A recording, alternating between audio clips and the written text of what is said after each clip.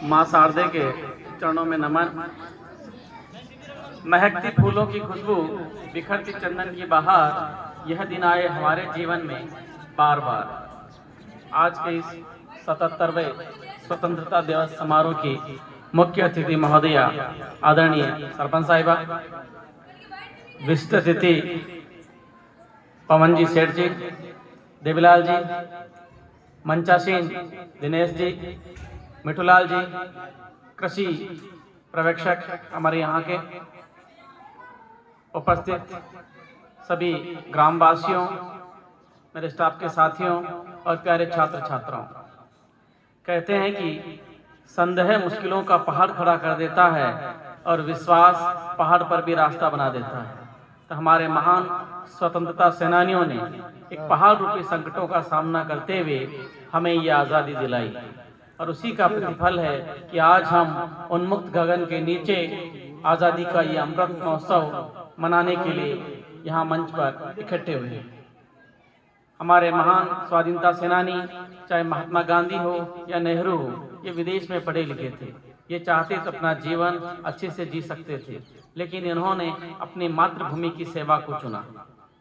हमारे महान नेताजी आदरणीय सुभाष चंद्र जी बोस, जिन्होंने कलेक्टर की नौकरी छोड़कर न केवल भारत में बल्कि जर्मनी और जापान के सहयोग से अंग्रेजों की गुलामी से हमें मुक्ति दिलाने के लिए आज़ाद हिंद फौज का नेतृत्व किया और अंडमान निकोबार द्वीपों में भारत की सत्ता का ध्वज लहराया।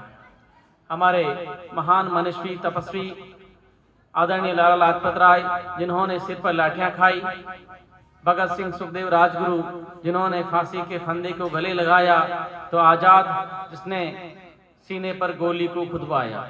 ये वे महान स्वतंत्रता सेनानी है जिनसे हम परिचित हैं। लेकिन ऐसे भी कहीं महान स्वाधीनता सेनानी हैं जो ज्ञात और अज्ञात हैं, जो हमारे आसपास के परिक्षेत्र में भी है। मेवाड़ भी इससे अछूता नहीं रहा। मेवाड़ में बिजोलिया और बेगू जो किसान आंदोलन हुए, जिसमें माणिक्यलाल जी वर्मा, विजय सिंह जी पथेक, साधु सीताराम जी दास और बेगू के किसान बड़ी संख्या में स्वाधीनता सेनानी के रूप में कूद पड़े थे। इमारत की प्रशंसा करने वाले व्यक्ति के लिए कहा गया है कि वह नींव की पत्थर को न भूलें कि ये जो खूबसूरत इमारत खड़ी है वो उसी पर खड़ी है। तो हमारे ज्ञात और अज्ञात जितने भी स्वाधीनता सेनानी हैं, हम उनको नमन करते हैं, उनका अभिनंदन करते हैं, जिनके पारितोषिक के रूप में, उनके मेहनत के प्रतिफल के रूप में हमें ये आज़ादी मिली है।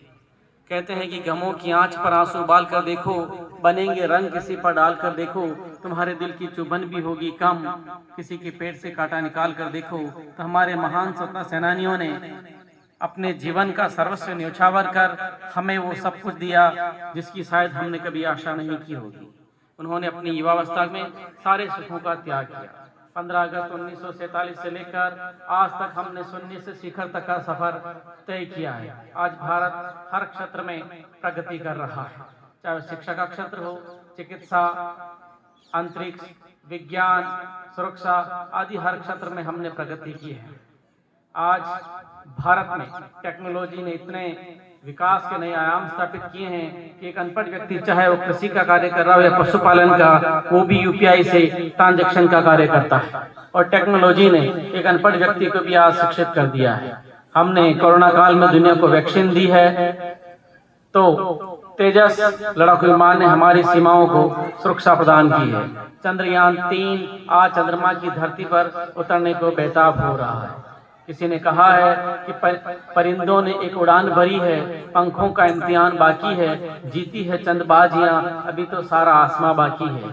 हमने बहुत कुछ किया है और हम बहुत कुछ करेंगे। हमारे 140 करोड़ देशवासियों के भरोसे हम ये कह सकते हैं कि हम भारत में ही नहीं बल्कि अंतरिक्ष में भी हमारी विजय पताका दुनिया की शांति और खुशहाली के लिए फहराएंगे। ऐसी आशा और अपेक्षा है। कहते हैं कि जो हो रहा है सो होने दो, यह पौरुषहीन कथन है, जो हम चाहेंगे वो होगा, इन्हीं शब्दों में जीवन है। तो हमें उस यथार्थ में उतरने के लिए नए पुरुषार्थ के नए आयाम स्थापित करने की आवश्यकता है। अंत में मैं 4 पंक्तियों के साथ अपनी वाणी को विराम देना चाहूँगा।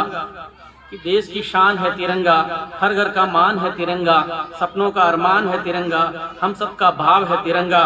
आसमान से ऊंचा रहे तिरंगा, चांद मंगल की सतह पर हो तिरंगा, हर बलिदान की याद हो तिरंगा, हर सपनों का लक्ष्य हो तिरंगा। हम जिए मरे रहे हमारी शान तिरंगा, आज़ादी का महोत्सव तिरंगा। रे जगदीश हम सबकी शान है तिरंगा, हमारी आज़ादी अमर रहे, हम नित नए कीर्तिमान स्थापित करें, इसी आशा और शुभकामनाओं के साथ जय हिंद, जय भारत।